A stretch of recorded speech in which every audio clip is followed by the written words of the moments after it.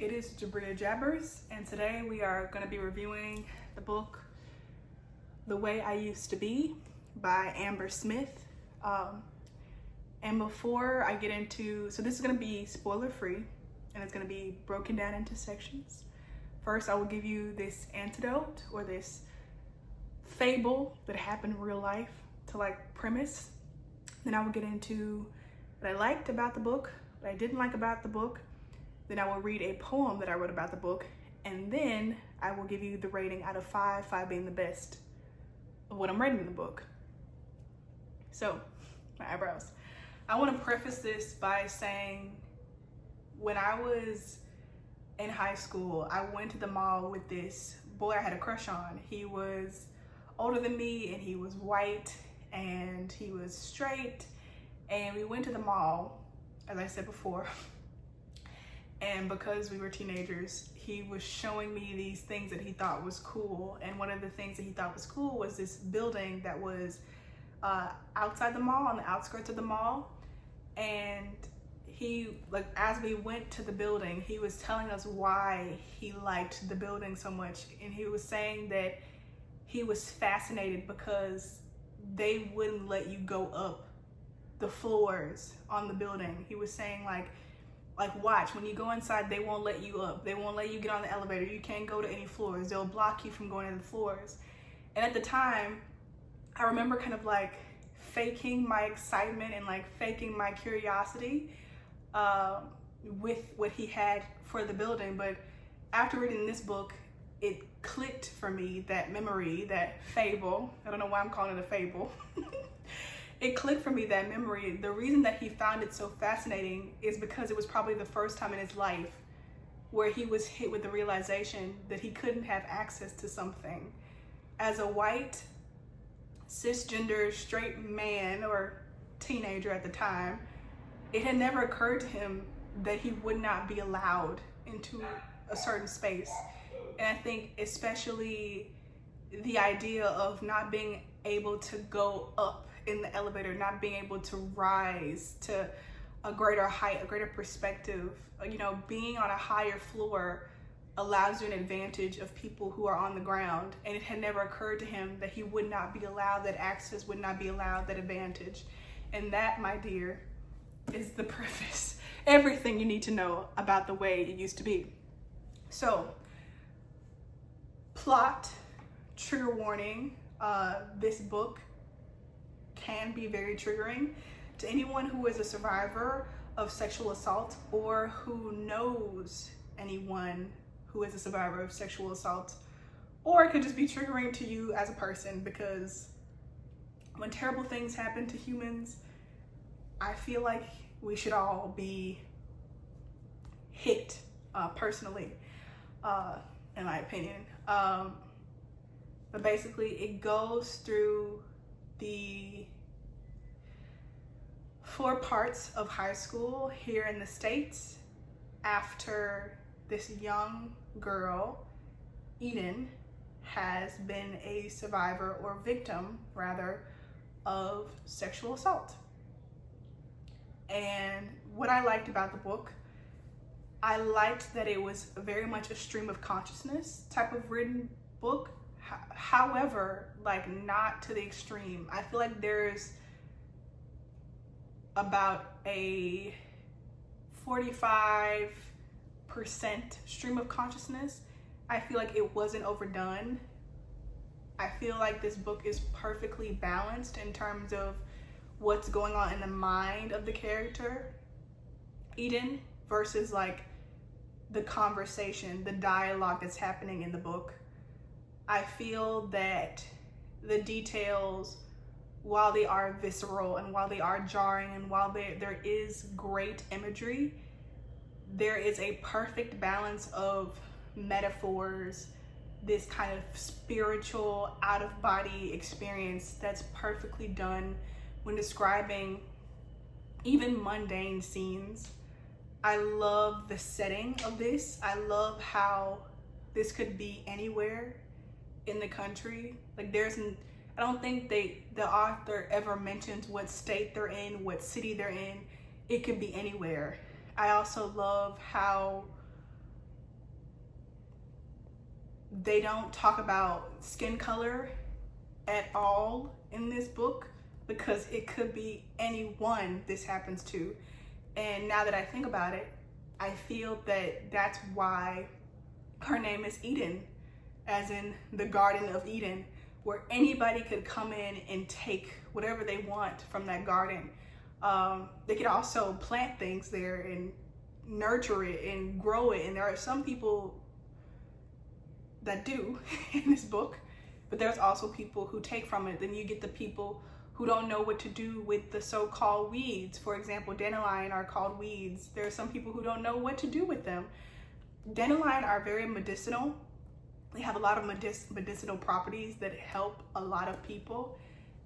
And yet, if you don't know what they are or how to take care of them, they can very easily be pulled from the ground before they even get the chance to show you their brilliance. And this is what I mean by the Garden of Eden. I feel like you have those three types of people. You have the people who will nourish the garden, who know what to do, who are aware of the garden and understand the garden. You have the people that will take from the garden and without permission and very carelessly, without planting as they take. And then you have the people who see the garden and are aware that it's a garden, aware that it's sentient and loving and full of life, but they also don't know how to recognize the weeds as flowers. They don't know how to take care of the flowers, and so they kind of just stare and kind of de-personify the garden into this kind of show, so to speak. It's for entertainment, I would say, and all of those three types of people are in here. I love how the traumatic effects of SA are portrayed in this book. I think this is the best written book that I've ever read in terms of something this traumatic. As I'm a very sensitive person myself, and I'm also a survivor of SA, I was very, when I read the back of this book, with all the words, I was like, oh Lord, I'm not gonna be able to read this book, it's gonna be too sad, but I was like, I'm gonna try. First page, even though it was hard, it was also easy to read, and I feel like that is extremely, extremely, extremely difficult to do. Something else I loved about this book are the characters. All of the characters are perfectly done, down to little description. They're just so well written. It's not, sometimes when I read books, the dialogue or the actions of a character could be any character that could be doing that. The way that it's described could be anybody doing that, and you can tell the characters are very flat. Basically, these characters come off the page, and I'm extremely attached to them, and especially the villain, the antagonist of this story, Kevin, which you find out very early on, so that's not a spoiler. He is written perfectly. The way that he is described, the way that he moves, the way that he talks, his little bitty actions, his little bitty niches are perfectly in sync with predatory behavior, with someone who is able to commit such a heinous crime. Perfectly done. I also feel like this book leaves no stone unturned. Every single aspect of SA, especially as pertains to any teen, any Garden of Eden, is touched on, and it's done in such a gorgeous, knowing kind of way. I could not believe that this book came out in 2016. Whoever is responsible, perhaps TikTok for making it trend again to the point that they're selling it front shelf in Target, thank you. So, what I didn't like about this book was absolutely nothing. I love this book. This copy is from the library. I want this book to buy, to own. So if anybody would like to send me a donation so that I could buy this book, and if you do, I will reread it, and that way I'll be able to highlight certain things and break down a deeper analysis, because I'm not able to do that with a library book. I would be greatly appreciated. I think it costs, I can't see how much it costs in US dollars, but in Canadian dollars it's $17.99. So $22, $20, you know, shipping and handling, or going to the bookstore, $20, $22, anything like that, I would greatly appreciate. For this one, I will include the link for my Venmo and PayPal in the description. So now we've come to the part where I'm going to read the poem, and then I'm going to have closing words, and then, you know, give you my rating out of 5.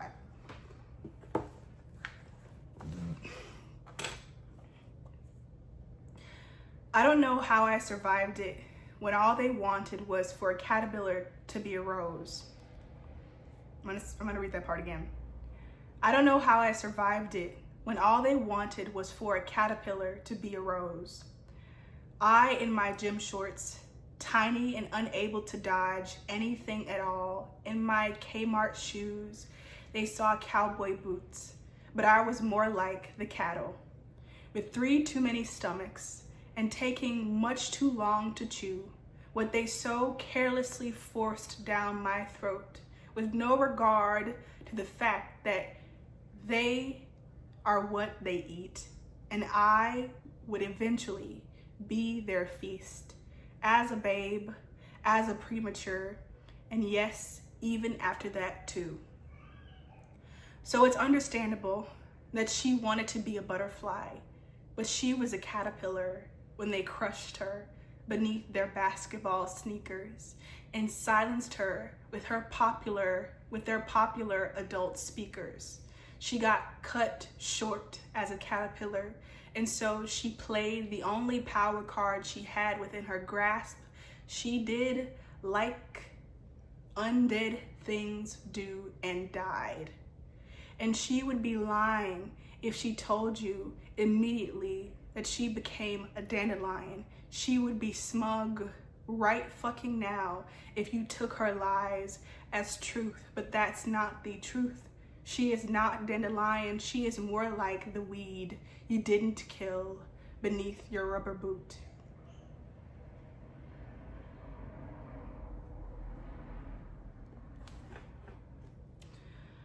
Okay, so I just want to say to any victims, survivors struggling with any essay aftermath, or if you know someone, there is information on that here. Let me just find it.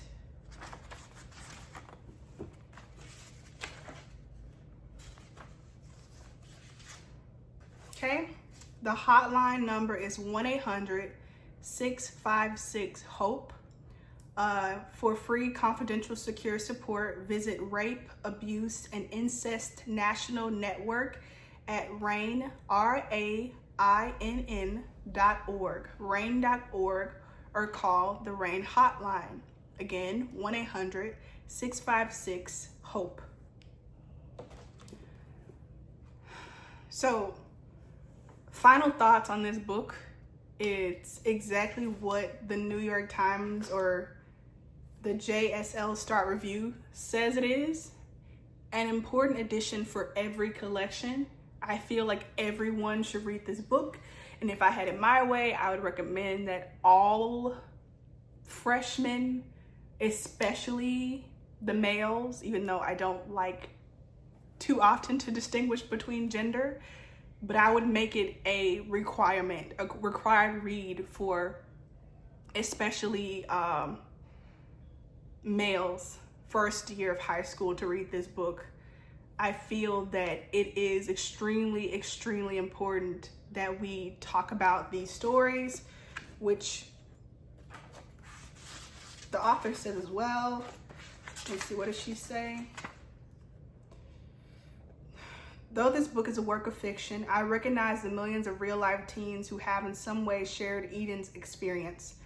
Unfortunately, theirs are not new stories, but they are ones that need desperately to be told over and over and over. And I want to clarify that I am not under the impression that males and non-binary people can also be victims of SA. That is extremely true and unfortunate. However, I still stand by my diagnoses that everyone should read this book, but especially males that are young. So please leave a comment. If you can tell, my 5-star review is 5 stars out of 5 stars. And leave a comment, thumbs up, subscribe, and I'll see you next time. Bye.